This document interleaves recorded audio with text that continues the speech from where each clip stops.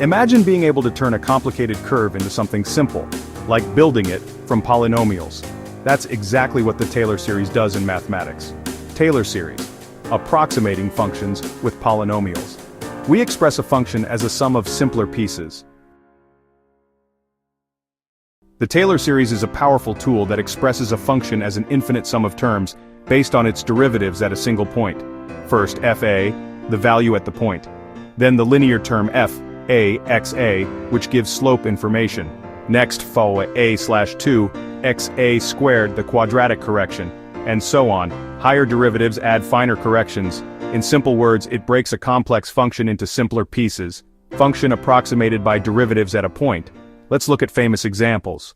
Some famous expansions come from Taylor series, for example the exponential function, e circumflex x equals sine 1 plus x squared 2 plus x cubed 3 plus.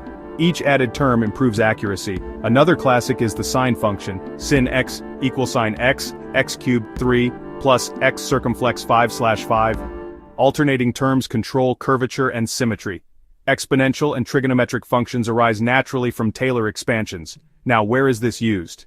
Taylor series is used everywhere, in physics and engineering, to solve differential equations and model motion.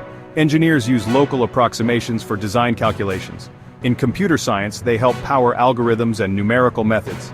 And in finance, they appear in pricing models and optimizations.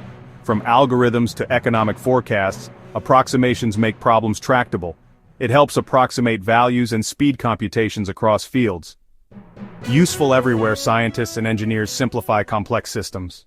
From predicting planetary motion to designing technology, the Taylor series shows how infinite sums can describe the real world. It's not just a formula, it's a bridge between mathematics and reality. Taylor series, turning complexity into simplicity.